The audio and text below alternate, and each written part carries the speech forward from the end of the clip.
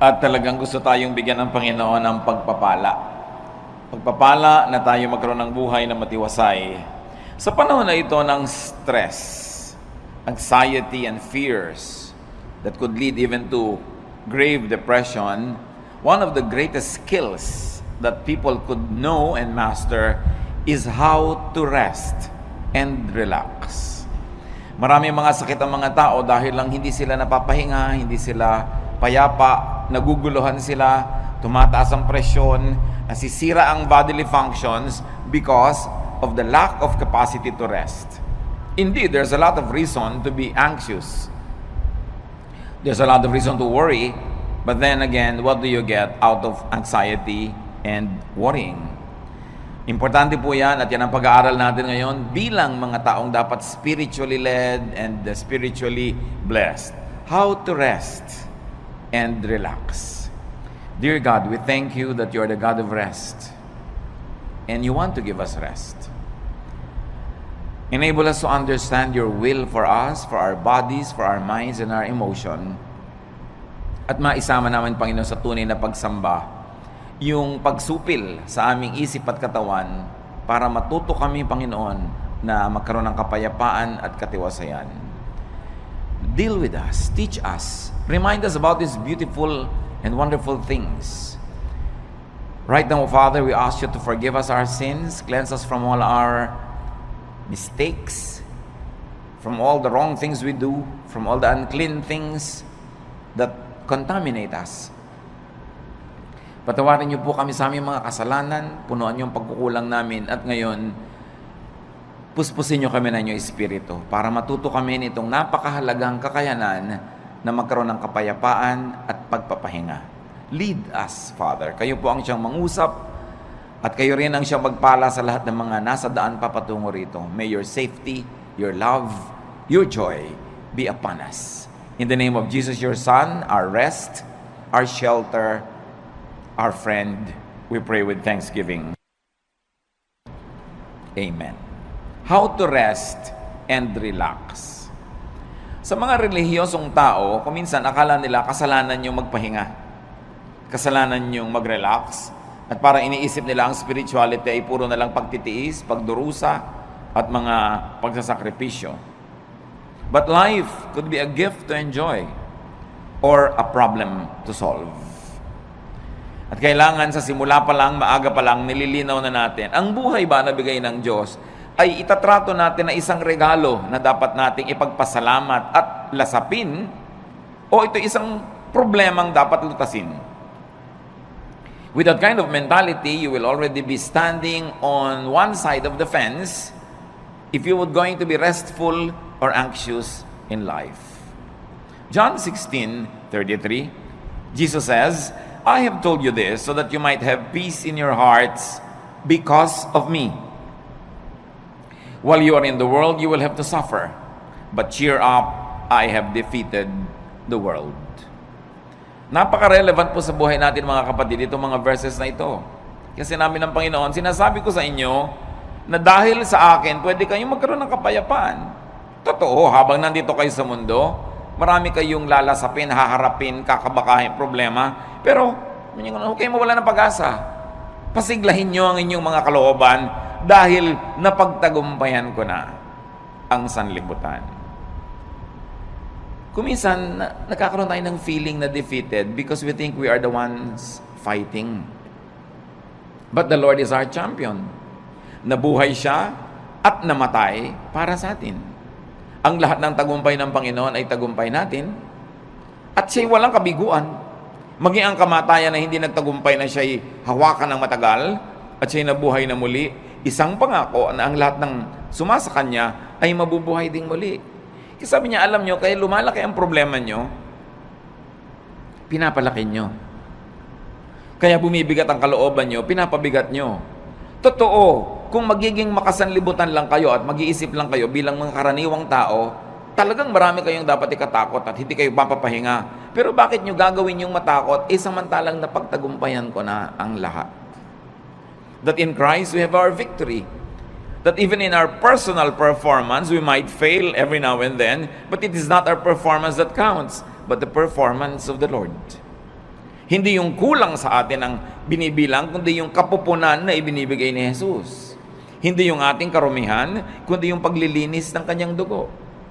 Hindi yung ating mga kamalian, kundi yung kanyang pagiging tama. Ang siyang ibinibigay at ibinibihis sa atin, kaya marapat lang na atin itong unawain. Life is indeed a gift to be enjoyed and shared. Like love, enjoyment and happiness is like a handful of sand. Yun pong buhangin, pag hinawakan nyo lang ng nakarelax ang kamay nyo, andyan lang. Pero subukan yung sobrang diinan ng hawak, sikipan, dumudula sa pagitan ng mga daliri natin yung buhangin at natatapong lahat. When you hold too tightly, sand slips through your fingers. And happiness is like that. Enjoyment, like love, is like that. Pag sobrang mong hinigpitan, nawawala. Dapat relax ka lang. Relaxing and knowing how to relax could be a great tool of survival in this age of stress. Marami talagang stress ngayon. Pati nga inumin mong tubig, binabayaran na, binibili, nung araw naman hindi. Maraming gastos ngayon na dati hindi naman gastos. Yung load, ang laki-laki ng pera mong napupunta sa load, dati naman hindi ginagastahan yan eh. Marami talaga. Pero marami ring blessing na available. Kita nyo naman, nagsusurvive ang lahat. Life is even better. So how to rest and relax, or how to live really, is our topic. And how do you do that? Do not hurt yourself.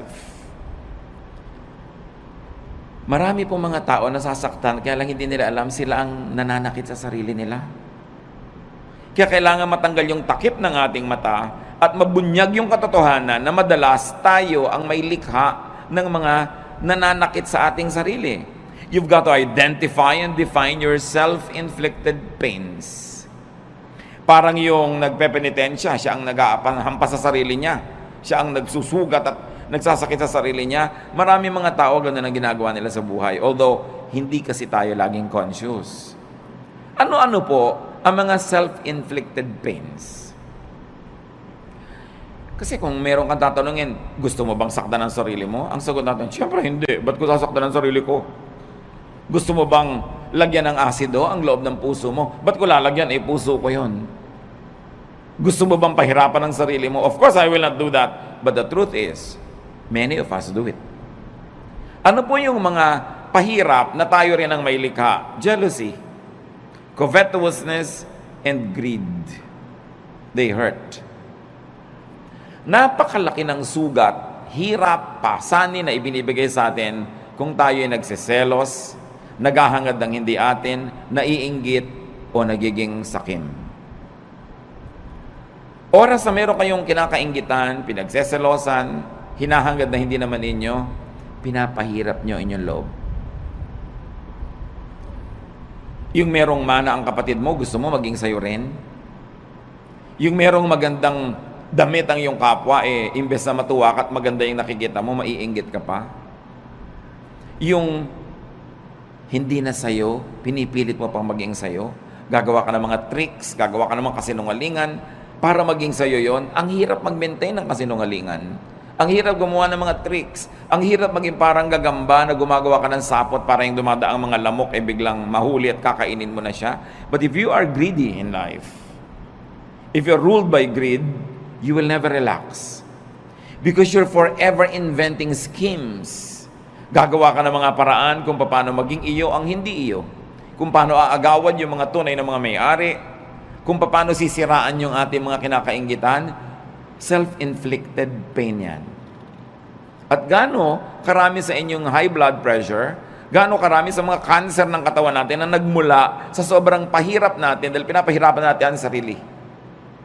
Dapat tulog ka na, hindi ka patulog. Dapat payapa ka, hindi ka payapa. Dapat nag-e-enjoy ka, naiinis ka, naiinggit. You harm your body. At pagpatuloy natin ginagawa yon, yung mga maliliit na mga laso na yun na iniipon natin sa ating katawan, nagiging sakit. Ang tatamaan yung mga pinakamahinang parts of your body, so doon magmamanifest yung mga sakit. Pero ang totoo nyo, nagsisimula sa isip mo yan. Nagsisimula sa iyong espiritu. Kaya sinasabi nga, mind over matter. Halimbawa yung mga taong sobrang magsikap, talagang nagpapakamatay, nagkakandara pa para laging panalo, para laging mas maganda ang gawa niya, mas mataas ang score niya, mas kahanga-hanga ang kanyang performance? Gaano karami doon ang dahil lang sa inggit? Sabi sa Ecclesiastes 4:4, "Then I realized that we work and do wonderful things just because we are jealous of others. This makes no more sense than chasing the wind." Si Solomon nagsasabi na pagtanto ko na ang dami nating ginagawang kadakilaan, ginagawa lang natin dahil inggit tayo sa iba. At gusto nating maging mas dakila tayo. Halimbawa, although hindi ko naman talaga alam ang intensyon ng mga gumawa nung malaking pinakamataas na building sa Dubai. Ang taas ng building para lang masabing nasa kanila yung highest building in the world. But what is the context of a tall building? For instance, in Manhattan, in New York. Kasi wala nang space, itataas ba na itataas yung building mo? Kasi wala nang space. Pero sa Dubai, na ang lapad-lapad ng disyerto, na kahit ihiga mo yung building, ang haba-haba, everything is first floor, ang ginhawa sa lahat, pwede dahil may space, ba't mo tataasan para ka lang maging tallest building in the world? O ano nangyari sa kalagitnaan ng proyekto, bumagsak ang ekonomiya, so ngayon, kinailangang iligtas sila nung kabilang state para matuloy yung project, napalitan yung pangalan. So, ano pa ang mga pinagagagawa natin? Halimbawa, yung mga estudyante, bakit marami sa mga magulang tinutulak ang anak na tumaas ang grade? Dahil gusto ba nating tumalino siya? O dahil gusto lang nating matalo niya yung isang kakompetensya sa grade? Bakit kailangan ang laki-laki ng TV mo? Ang liit ng bahay, lampas na yung TV sa dingding, nakikita na ng kapitbahay yung gilid. Bakit kailangan? Kasi malaki yung TV ni Kumare. Bakit kailangan mas malaki ang hikaw mo? Dahil ba talagang yung tenga mo, kailangan niyang paglambitinan ng mga mabibigat na hikaw? O mayroon kang kakompetensya. Bakit kailangan mas maliit ang baywang mo? Marami tayong ginagawa mga kapatid, pahirap sa sarili just because we're competing with other people. So sabi ni Solomon, vanity, meaningless. Isang pagpapahirap sa sarili na hindi kailangan. Isa pa bang pagpapahirap natin, fatigue. Fatigue hurts. Too much work is painful. Ang dami mga tao sobrang magtrabaho, tapos ang konti lang naman ang nabe-benefit nila doon sa tinatrabaho nila. At the end of the day, sila yung lugi. Sino ang nakinabang? Ang mga kamag-anak nilang batugan. Mga kamag-anak nilang tamad. Hindi nag-iisip, saan kaya ako kukuha ng ganitong gagastusin? Ano kaya ang gagawin ko? Pero at the end of the day, nagkakaroon din dahil kahit nagger ka, kahit nagagalit ka, bibigyan mo rin. So ikaw si lugi.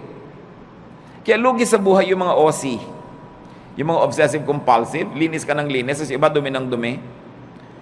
Hindi ko alam hanggang ngayon, hindi pa po ako decided kung tatawagin kong blessing yung mga taong walang pake. Yung may baha, walang pake. Tulog. Yung bukas may gastusan, walang pake. Pero at the end of the day, nabuhay din sila ng 70, 80 years old, masaya pa sila kaysa ikaw worry ka ng worry, isip ka ng isip. At ang nangyayari tuloy, dahil mahilig ka mag-isip, ikaw tuloy ang sasagot sa mga gastusin niya. Kasi ikaw yung responsible. But is that the way to live? Do you want to be like that? You've got to let go of some things. Going against your conscience for the sake of gain hurts. Gaano karami, mga kapatid, ang ginagawa natin na labag sa ating budhi? Siro, ginagawa mo para lumaki ang iyong kita, o para mapalapit ka sa isang taong pinupuri mong ang totoo, nandidiri ka sa kanya. Ginagawa mo, pero naiinis ka sa sarili mo at ginagawa mo yun. So, ba't mo ginagawa? Yung bang gain na mapapala mo doon is more than the loss. Pag kinompare mo yung napala mo at yung lugi mo, na nahirapan ng iyong loob, napagod ang loob mo, nakakasira ng kalusugan. Nakakasira ng sarili.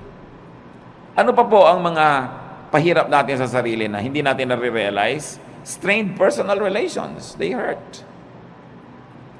Tuwing meron tayong kaaway, kagalit, and we maintain this kagalitan, hirap tayo. Dahil kahit matigas ang loob mo, kahit ka pa nagtatapang-tapangan, aminin mo, mas gusto mo naman friendly yung atmosphere. Mas gusto mo naman na kabati mo yung kagalit mo ngayon. Mas gusto mo naman na love ka niya kaysa hate. Kahit nagpe-pretend ka pa that you don't care, you care. Why? Because the Spirit of God lives in us. And that spirit is hurt whenever things are wrong. Kung ang mga relasyon natin sa ating kapwa ay pangit, kaya kami mga tao nagpapagamot, laging masakit ang ulo, laging masakit ang likod, laging masakit ang ganito. Tanong mo, marami ka bang kaaway na kamag-anak, kaibigan? Opo. Hindi mo kailangan ng gamot. Makipagkasundo ka lang, baguhin mo ugali mo, gagaling ka. Kaya kami sakit, kahit inumin mo lahat ng isang drum ng mga gamot, kung lagi kang nakikipag-away, lagi kang may kaaway, may gusto kang sugurin, defensive ka dahil may sumusugod sa'yo, magkakasakit ka. Kaya ang Panginoon nagtuturo, forgive, make peace. Sa palagay niyo, nagtuturo siya para tayo lugihin? No. Nagtuturo siya ng ganoon kasi alam niya, when you forgive, you relax. When you make peace, you relax. And when you relax, you will get well, even if you're sick. Or you will not get sick. And then it's to your advantage. Lahat ng turo ng Panginoon, hindi para tayo madehado. Doon tayo panalo. Ang tulo ni Satanas, yun ang mahirap. Yung dapat ikaw ang panalo. Talunin mo siya. Dapat mas mataas ang score mo. Dapat mas mayabang ka sa kanya. Dapat mas malakas ka. Hindi ka mapapahinga. Pag lagi ka nakikipag-compete. And these are usually the burdens of and deception in highly professional vocations or in competitive endeavors. Yun ang pinag-usapan natin. Kaya nga kuminsan meron tayong kapatid o pinsan na masyadong baliwala, yung sobrang bahala na, sobrang hindi siya nag-aalala. Ang totoo, mas minsan humahaba pa yung buhay niya kaysa sa'yo. Siyempre, ayaw naman natin maging ganon. Pero meron tayo kahit konting dapat matutunan doon sa mga taong marunong magsawalang bahala paminsan-minsan. Kasi pwede mong punuin ang buhay mo ng puro takot. Pero anong mapapala mo? Obserbahan nyo sa aeroplano, pag magte-take off, iba-iba reaksyon. Meron talagang yung naninigas ang panga, nananalangin ang hindi matapos-tapos. Minsan magdalangin ka ng isang beses, tapos tama na. Ba't walang patid? Para ka nalang laging natatakot, nagte-take konting tagtag ng aeroplano, takot at takot. Meron naman, kain ng kain, may natutulog. So, pare-pareho rin yung darating. Kung 1 oras kayo sa loob ng aeroplano o 5 oras o siyam, pare-pareho rin naman kayong lalabas sa aeroplano na yun pag nag-landing pero ikaw hindi ka nag-enjoy kung warrior ka. Because it's in your mind. Kaya nga po sabi ko doon sa mga laging natatakot, to myself included sometimes when you get tempted to be afraid, may kilala ka na ba? Personal na kilala mo na namatay dahil sa plane crash? Wala pa akong natatawang na yes ang sagot. May kilala ka nang namatay dahil nabundol ang tricycle. Meron. Meron kilala ka nang namatay na nasa kama lang, binangungot, namatay. Meron. May kilala kang nasa ospital, naliligid ng mga doktor, namatay. Marami. Yung pala, mas marami doon. Di mas matakot ka matulog. Mas matakot ka maglakad sa kalye. But pag sasakay ka, takot na takot ka because you're psych yourself up to be afraid while flying is the safest way to travel. So it's all in your mind. Ba't mo papahirapan na yung sarili? Kung pwede ka naman mag-relax. And besides, kahit mag-worry ka, makokontrol mo ba yung hangin, yung aeroplano? No. So meron tayo dapat na punto na pwede tayong magsawalang bahala. Total, wala ka rin naman magagawa kahit sikapin mo na bahalain mo yun, hindi rin pwede. Worry hurts. When you worry so much. So do not worry. Do not play God. Ano po ang kinalaman, mga kapatid, ng worrying and playing God? Making things work is God's role. Yung hindi mo control, katulad nun, lumilipad ka na, hindi mo control yan eh. So hayaan mong God ang mag-isip doon. Colossians 1:17, God's Son was before all else, and by Him, everything is held together. Sa pamamagitan ng Diyos Anak, ang lahat ng bagay ay nagkakakapit-kapit, nagkakalakip-lakip, umaandar ang mundo, umaandar ang sinukob, umaandar ang creation dahil sa Diyos Anak. Hindi dahil sa iyo. So kung meron dapat mag-worry how to make things work, siya, hindi ikaw. Ang dapat mo lamang gawin, yung papel mo. So kung engineer ka, i-check mo kung maganda ang makina ng mga aeroplanong chine-check mo. Kung ikaw ay may papel, gawin mo yon at pagkagawa mo nun, leave the rest up to God. Kaya mahalaga, ginagawa mo lang yung papel mo. Sabi nga ng Desiderata, the universe is unfolding as it should. Sisikat ang araw bukas, tulungan mo man o hindi. At lulubog yun bukas ng gabi, pigilin mo man. Aandar ang lahat. Mag-global warming kung kailangan mag-global warming. Magkakaroon ng bagyo at aalis din ang bagyo. Babaha at huhupa ang baha. Lahat pa ulit-ulit lang na mangyayari. Hindi mo yung problema kasi hindi ka ang Diyos. Ang problemahin mo lang yung munting daigdig where you move, where you can make a difference, and then leave the rest up to God. Sabi ng Jurassic Park, life finds a way. Mga magulang, nag-aalala tayo, naku, yung anak ko aaten ng picnic, baka mahulog. Mangangunyapit yun. At pag nahulog na yun, aahon uli yun kung saan man siya nahulog. Baka siya malunod, lalago yung pilit. No? Gagawa siya ng paraan because life finds a way. Minsan ang takot ng mga magulang, mamatay siya ng hindi pa matatanda yung mga bata dahil hindi maaalagaan. Aalagaan din nila ang sarili nila. Kahit hindi mo alagaan yung mga batang yan, nakadikta sa kanilang kalikasan, aalagaan nila ang sarili nila. Pag may nahipo silang mainit na plancha, siyempre kahit hindi mo sabihin, tatanggalin nila yung kamay nila. Nakasulat sa atin yun. We were wired to survive, to reproduce, and to live the cycles of life that are assigned to us. So hindi natin dapat masyadong inaalala yan. Nakatakda yan. Huwag mo alalahanin ang shape ng bulkang mayon. Magiging perfect pa kaya yan ng matagal? Paano kung sumabog? May mga nagagano, nagwo-worry. Anong gagawin mo? Tingnan mo na lang siya. Kung hindi na siya perfect, tabi-tabingi. Find another beauty in it. But enjoy it while it lasts. Maybe you have a provider complex, or a protector complex, or a teacher complex, but do it only up to a point. Do not overdo being a provider.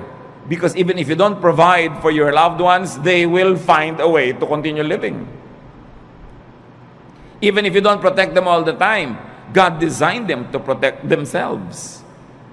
You don't always have to be the teacher. You don't always have to be the moralizer, the one who says the right thing, because they will also hear it from other sources, aside from they will hear it from their conscience.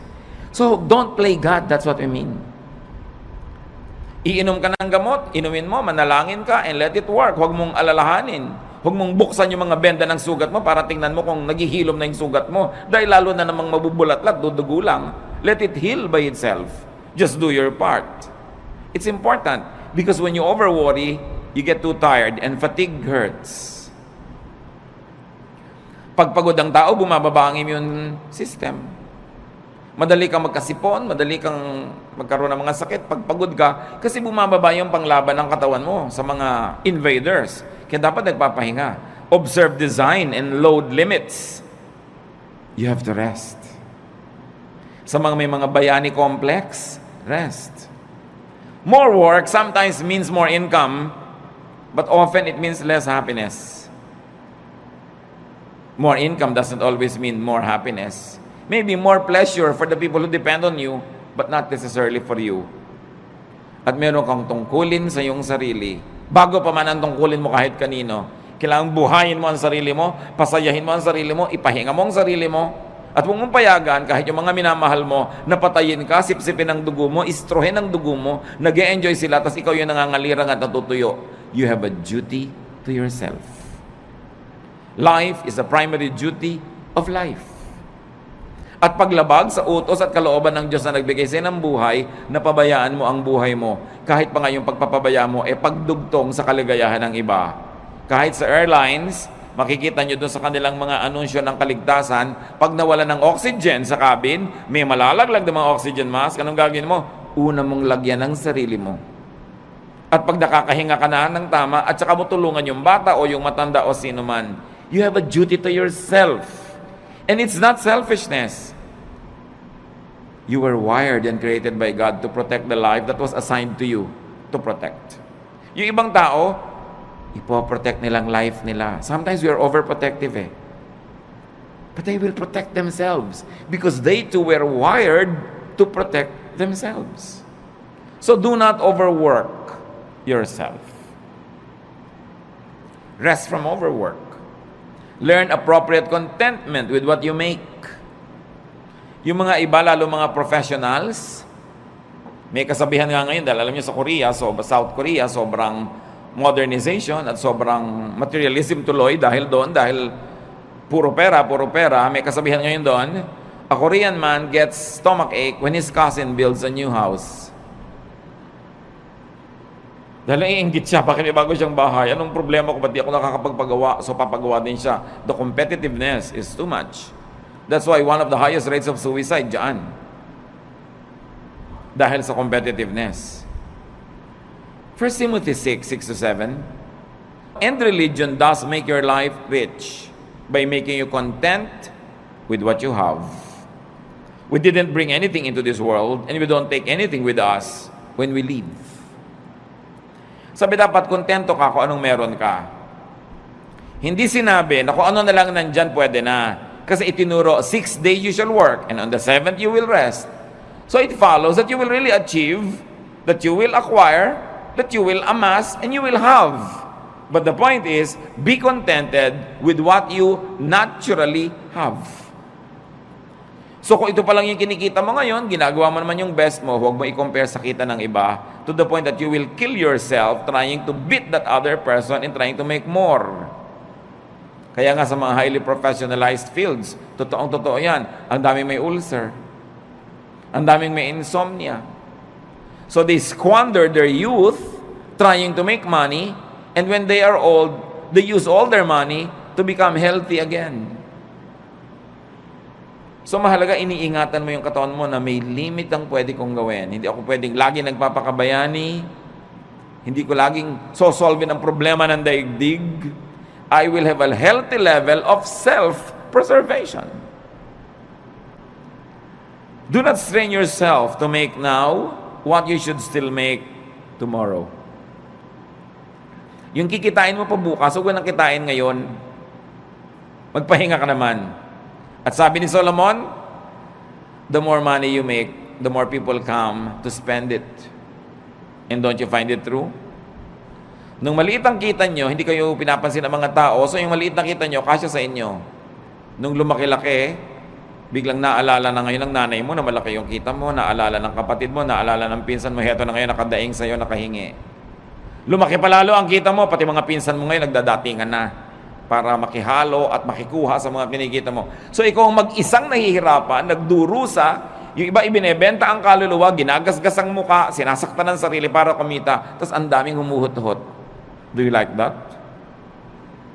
Pag marami kang kinikita, maraming makikiparte.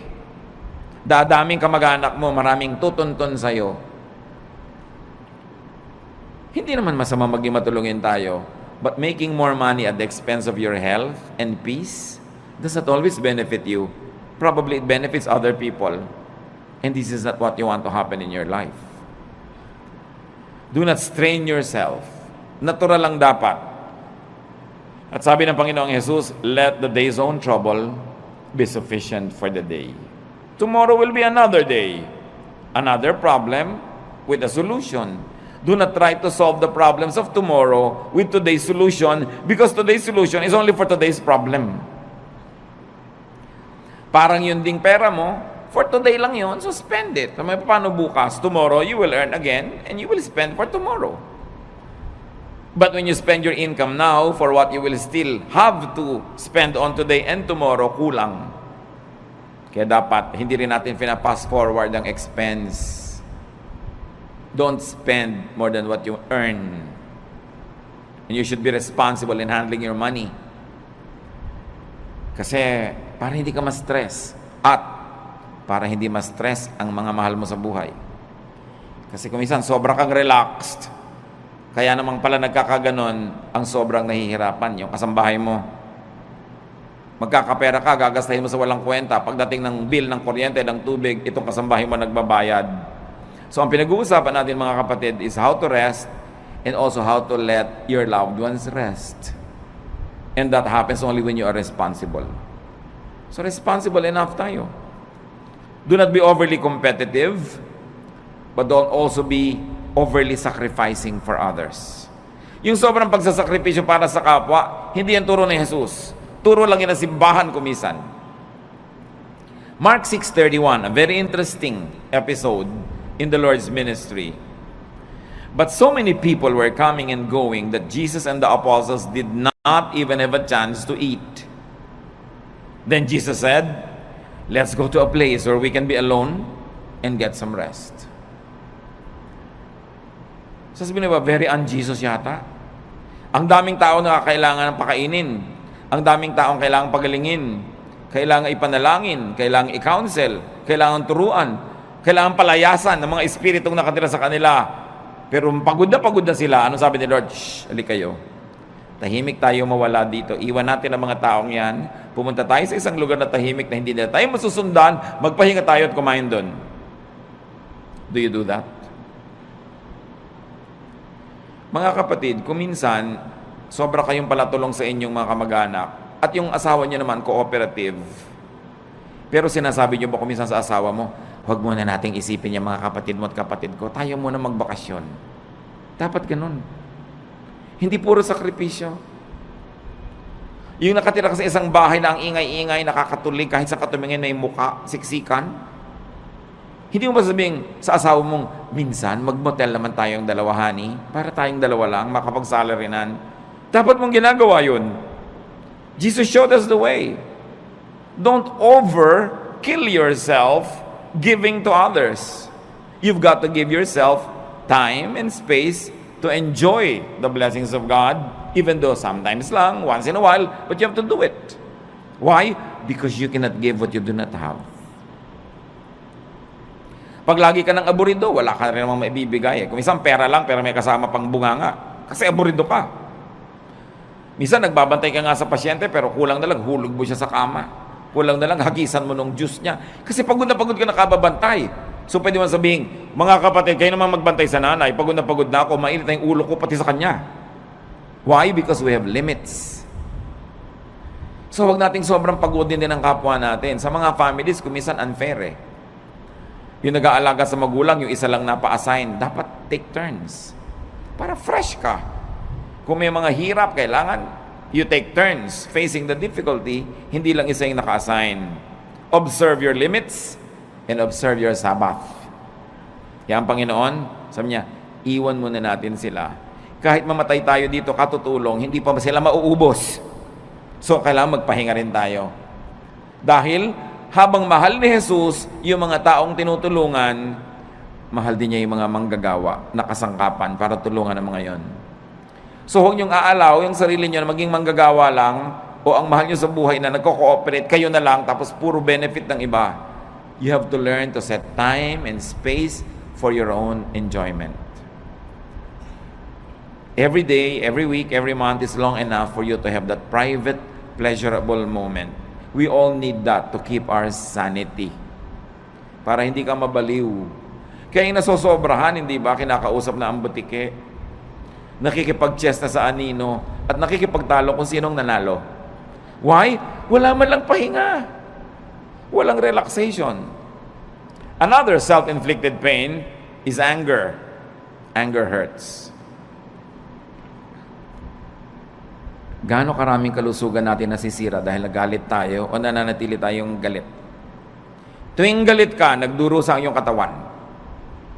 So, ang totoo nun, ikaw nagpaparusa sa sarili mo. Kaya yung magagalitin, mga kapatid, huwag na kayo makipag-away. Yun lang sila nagagalit sa inyo, yun na ang parusa sa kanila.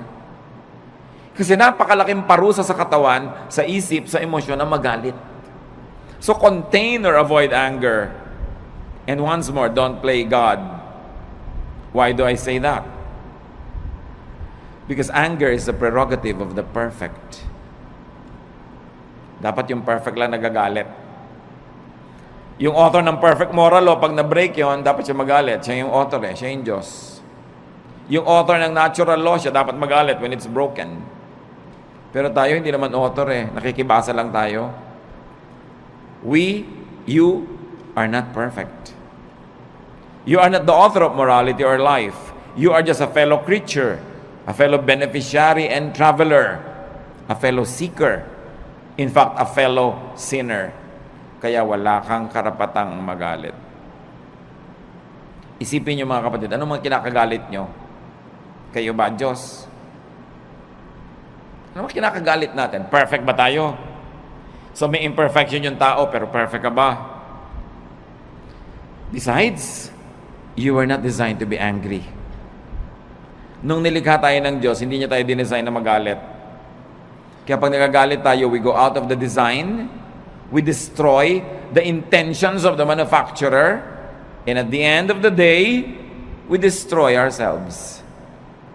Hindi bagay sa atin magalit, hindi tayo dapat nagagalit. Your bodily system goes awry when you get angry. Nagkakasira-sira, nagkakawasak-wasak ang nervous system, electrical and chemical balances of your body naiiba pag nagagalit ka. Kaya mga ibang nagagalit, they become, sabi nila, temporarily insane. Nakakapatay. Traffic altercation, nakakabaril ka ng kapwa, tapos makukulong ka forever. Dahil lang nagalit ka. That's why galit should be controlled. And your bodily system, including your soul, gets damaged when you stay angry. So dapat hindi magalit, at tapos kung nagalit na, dapat hindi tagalan. Kaya ang sabi sa Bible, do not go to bed while you're still angry. Do not let the sun go down on your anger, which means, huwag mong patagalin yan. Pero yung merong nagdaramdam sa inyo, 7 taon na, gusto nyo bang tumapa kayo sa tamtax at huwag nyo alisin sa talampakan nyo ng 7 taon? Ito yung naglalakad kayo, kumikirot, dumabaon, nagnanana. Higit pa ron pag meron kayong galit na kinikimkim sa puso. Dahil hindi lang talampakan na naapektuhan. Naapektuhan ang inyong puso, ang inyong isip, ang inyong emosyon, relasyon sa kapwa, relasyon sa Diyos, kalusugan. It is foolish to remain angry. So, don't remain angry dahil kayo banal. Pero kung hindi kayo banal, at least be intelligent. Still don't be angry. Because it's not good for you. Huwag kayong magkimkim ng mga sama ng loob. Ibulalas nyo kung kailangan ibulalas o ipatawad nyo na lang, pero huwag niyong kimkimin. Huwag niyong kimkimin. Nararanasan nyo na ba na mapapadighay kayo, hindi nyo maidighay-dighay? Di ba ang hirap kimkimin? Subukan nyo magkimkim ng sinok. Ang hirap. At yung mga kinikimkim pa natin, mga kung ano-ano mga sama ng loob, may LBM kayo, kinikimkim nyo, ayaw nyo ang ilabas, ano mangyayari sa inyo? Di ba? Alam nyo mangyayari sa inyo? Masahol pa ron ang galit. But Satan is so deceptive that we don't realize that simple anger is destroying us. Pag nakita mo yung tao, tumataas ang presyon mo. Pag naalala mo siya, nawawalan ka ng ganang kumain. Baka maging violente ka pa. Lugi ka.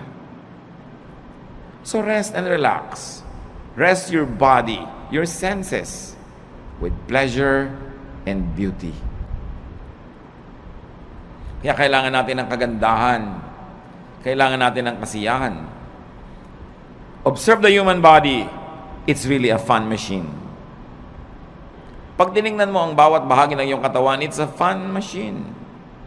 It was designed for sensual experience, which religion demonizes, but the law of nature is the purest law of God.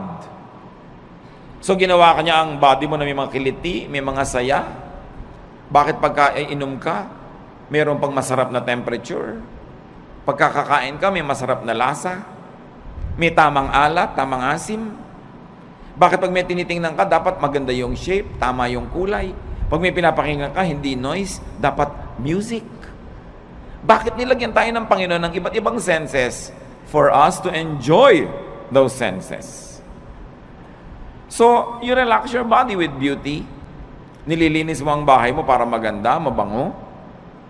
Nililinis mo ang kapaligiran, inaayos mo. It's great therapy. Please your eyes, your ears, your palate, your taste, your nose, your skin, your body. It is not ungodly. Why? Because our spirit lives in this body. Kung ang gusto ng Panginoon, spirito ka na lang, di dapat sumakabilang buhay ka na. Tanggalin na yung spirito sa katawan. Pero inaalagaan natin yung katawan. Akala ng iba, pag relihiyoso ka, ini-ignore mo yung katawan mo. Taking care of your body is one of the highest forms of spirituality. Because your body is a gift from God. It is even called temple of the Holy Spirit. Do you want the temple to be ugly? Do you want it to be disorderly? That's not what you want for your temple. Psalm 139:14, and I praise you because of the wonderful way you created me. Everything you do is marvelous. Of this, I have no doubt. So people will be people, humans will be humans. And it's not wrong to be human because we were created to be so. Do not pit spirituality against sensuality. Ang tunay na espiritualidad ay hindi puro pagtitimpi at pagde-deny ng senses mo. Inilagay yan for your enjoyment. It is a gift. And in fact, the senses are also doorways to the spirit. Marami mga sensual experiences nagiging pinto para pumasok ka sa spiritual world. Halimbawa, ang ganda-ganda ng worship singing. Di ba nadidinig yun ng tenga? But because you hear it and it's beautiful, you are transported in a spiritual way to the point that you say, I heard God. I saw God. I felt God's love. I was ministered to. Na-bless ako. Tenga pa lang yon. Kaya napakalaking krimen sa mga musicians sa church na hindi nagpa-practice. Kasi paano mo itatransport yung mga tao to a spiritual level kung tunog mo pa lang nayayamot sila dahil mali? So, imbes ikaw makalimot sa sarili at madala ka sa spiritual level, hindi ka makalimot-limot dahil kitang-kita mo, dinig na dinig mo yung mali. Nagiging critical ka patuloy, nagiging palapintas, nagkasala ka pa. Pero kung maganda talaga yung music. There was a long stretch in my spiritual life na ang talaga nagdala lang sa akin, mga kapatid, kanta ng choir. Umaattend ako ng church na yun ng kung ilang taon, nung isang attendee ako. Bihira naman ako talaga mabless doon sa message. Boring talaga. Bihira talaga ako mabless sa ibang nakikita ko, pero inaabangan ko lang yung kanta ng choir, and that sustained me for a long, long time. It was enough food for me. But can you imagine kung maganda na yung kanta ng choir, maganda pa yung message, mabait pa yung kapatiran, mabango pa yung church, maayos pa lahat? Grabing, maraming pinapasukan sa senses natin yung blessing ng Diyos. Kaya hindi ba may aromatherapy? Pagpupunta ka sa mga spa, ano pong gusto nyo? Yung nakakapagpahinga, yung nakakagising, yung nakakatulog, kung ano-anong maipapaamoy sa'yo, pipili ka ng scent. Because through the nose, the spiritual world becomes real. Kaya kung nakatira ka sa mga lugar na ang baho-baho ng paligid, di ba away ng away ang mga tao doon? Kasi pag amoy mo, nasa utak mo na agad yung baho. Sa palagay mo, kung puro baho ang naaamoy mo, babait ka? Ang hirap. So you don't deny the senses and use the senses to rest. So kung makikinig ka ng magandang music, may naamoy kang mabango, may nakain kang masarap, kahit hindi mahal, mapapahinga ang katawan mo. At yung pahinga na katawan, tinatahanan nyo ng espiritong payapa. Kahit gaano kataas ang espiritu mo, kung nasan yung katawan mo, dun yun pupunta. So kung ang baba-baba ng level ng katawan, nahihila niya pababa yung spirit. Kaya sinasabi, the spirit is willing, but the body is weak. So the body has to be strengthened. With pleasure, with rest, with cleanliness, with righteousness. So indulge your senses. It's an act of union with your Maker. Kung gustong makipagniig sa atin ng Diyos, diyan siya pumapasok sa mga pinto na yan, sa senses natin at sa ating brain. Kaya yan ang maraming paraan para tayo makakonekta sa Spirito. Your body, after all, is a temple of the Holy Spirit. Ecclesiastes 8:15. So I think we should get as much out of life as we possibly can. There is nothing better than to enjoy our food and drink and to have a good time. Then we can make it through this troublesome life that God has given us here on earth. Ano sinasabi ni Solomon na pinakamatalinong tao sa lahat? You must get the most out of life.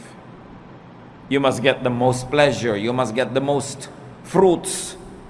Eat the best when you can. Listen to the best. Have the best. Sabi niya, there is nothing better than to enjoy good food, a good drink, a good time. Why? Because life has a lot of troubles.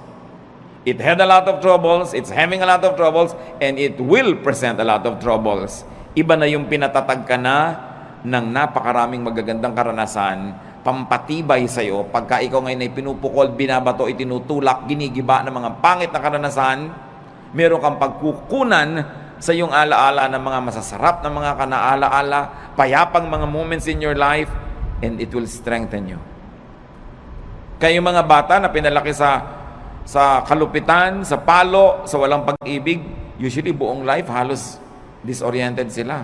Unless kilalanin nila na kailangan nila magpatawad, magbagong buhay, at kilalanin nila yung pagbabago ng Panginoon, all their lives have become a slave of their dark past. Kaya mahalaga, pinapaganda mo hanggat maaari, lalo sa mga bata. Sabi ni Solomon, tuwing makakapag-enjoy kayo, mag-enjoy kayo. Kasi may mga panahon, kahit may pera kayo, wala kayong gana. Makakabili kayo ng pagkain, pero magaan lalamunan nyo. So ngayong may pambili kayo at meron kayong gana, eat. Bata kayo, kaya nyo yung mamasyal, pumunta doon, gawin nyo yun. Basta binabalansin nyo lang ng tamang pagtatrabaho, responsibility, faithfulness to God. Meron ka ngayong kakayanan na mag-enjoy, enjoy it. Dahil ang bukas hindi mo alam kung pwede mo pang ma-enjoy. Food and drink and good times need not be expensive. Food and drink and good times need not come from damaging toil and overwork, and it need not be paid for with a damaged body and a bruised soul. Hindi totoo ang chismis na kailangan mo pa magkasala, magnakaw, gumawa na masama para ka mag-enjoy sa buhay. Maraming bagay na libre at maraming bagay na hindi naman mahal. Ang kailangan lang baguhin natin attitude. We must remove from our value system the notion, the mistaken notion that spirituality means suffering all the time. If God likes you to suffer, bakit niya lagyan ng nerve endings ang iyong katawan that is meant for enjoyment? Because God likes us to have a good life. No eye has seen, no ear has heard, no mind has conceived what God has prepared for those who love Him. Another way to relax and how to live is to rest your spirit by doing good.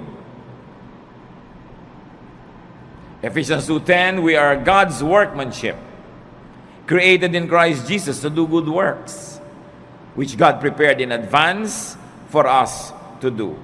Sabi, likha tayo ng Diyos. Nilikha kay Jesus para gumawa ng mga mabuti, at yung mga magagandang gawain natin, inassign na noon pa man, bago pa tayo sinilang. So may assignment tayong lahat na gagawing mabuti. At pag hindi nyo ginagawa yon, may bahagi na inyong puso na lamukot, lukot, tiklop, pipi, nagdurugo, nasasaktan, may kirot. Kasi wala ka sa design. Dapat hanapin mo, kapatid, ano yung assignment mo sa mundo, anong mission mo. Sa buong buhay, sa isang taon, sa isang buwan, sa isang linggo, sa isang araw, sa isang oras, nag-iiba-iba yung mission na yun. Lagi ka lang sensitive. Anong maganda na pwede kong gawin ngayon, ang assignment ko kay Lord? Gawin nyo. Sasaya kayo.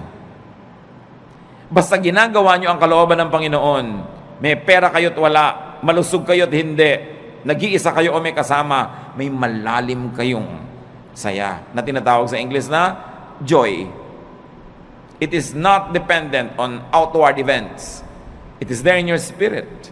Pero pag alam na alam nyo kung ano yung mabuti nyong dapat gawin, tapos maang-maangan kayo, in-ignore nyo, di nyo ginawa, kahit may pleasure kayo, kahit may pera, kahit maganda yung kapaligiran, may nagluluksa sa inyong kalooban na hindi nyo pwedeng itanggi at itatwa.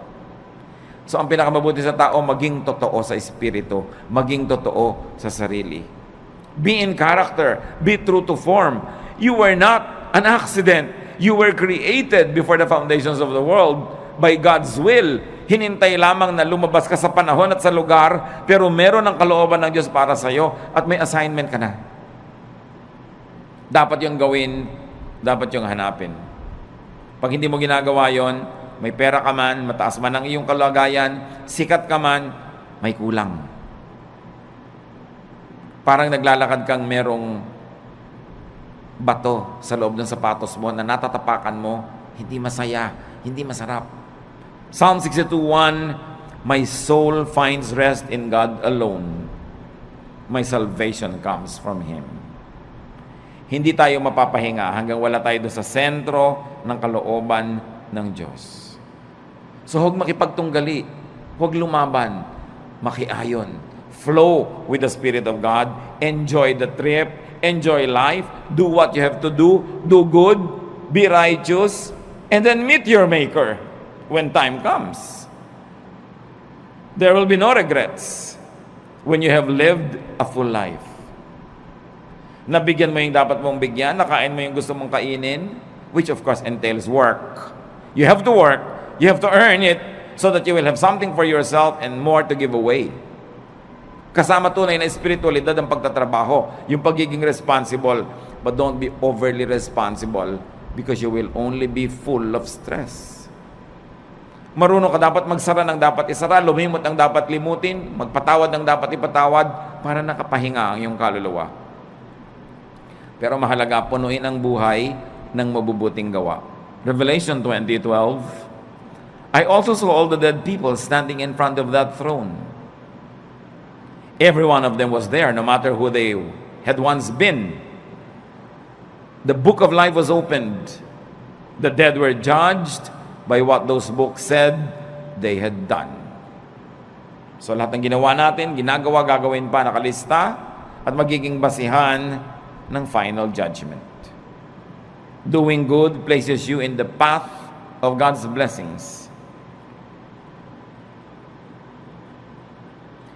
Doing good gives balance and peace. Halimbawa mga kapatid, nalilito kayo, gagawin ko ba mabuti o yung hindi mabuti?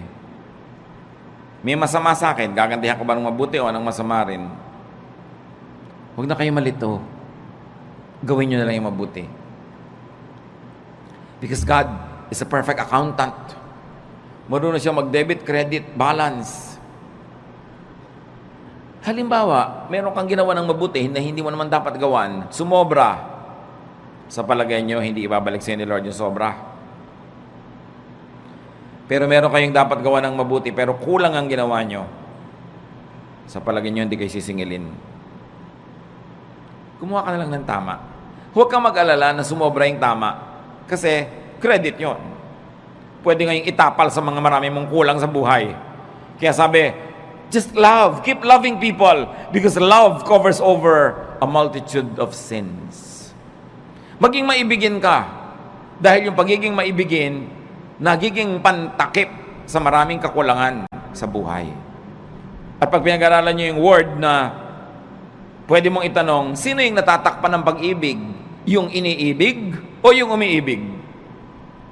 Pareho. Pag tinignan nyo yung Greek word na ginamit doon, pwedeng gamitin both ways. Na pag maibigin ka, yung pag-ibig mo, natatakpan yung pagkukulang ng taong iniibig mo. At di ba totoo?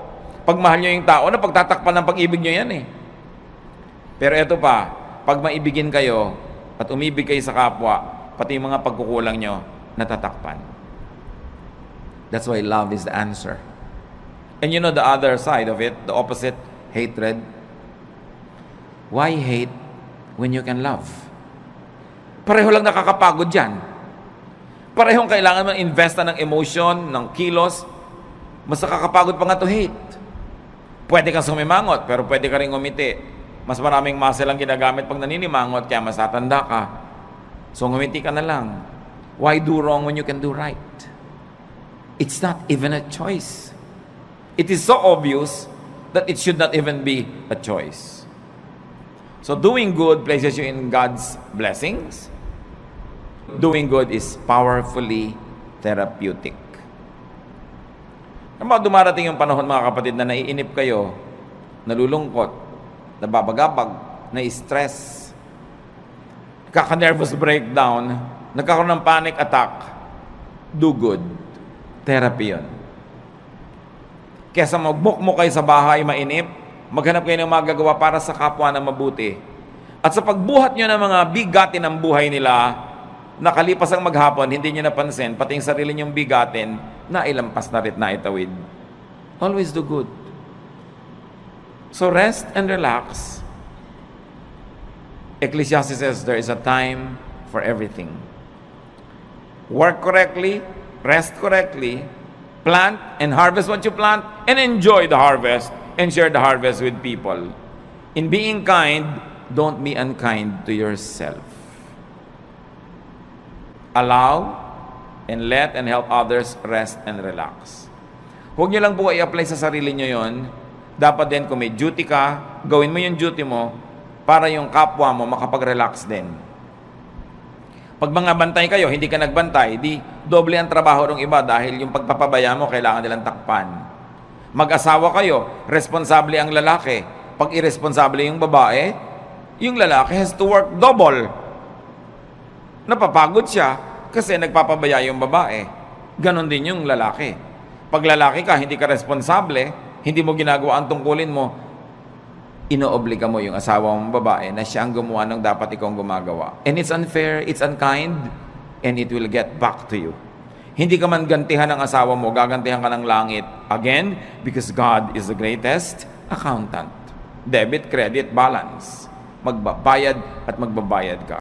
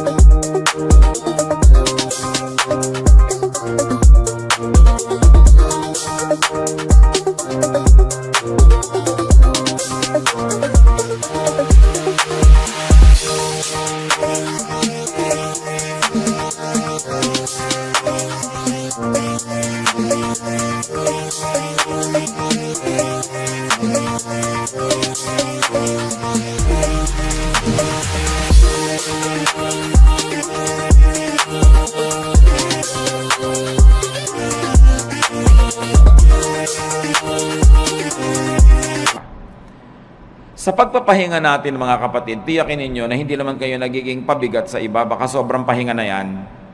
Kailangan responsible ka. And you must let others rest too by being responsible. Ama namin sa langit, salamat sapagkat pwede kami magpahinga. Maraming dahilan para kami mabahala, maguluhan, malito. Pero may isang dahilan para kami makarelax. At kayo yon. You are our God, you are our Creator. You're the author of life. You're God of heaven and earth. And you love us.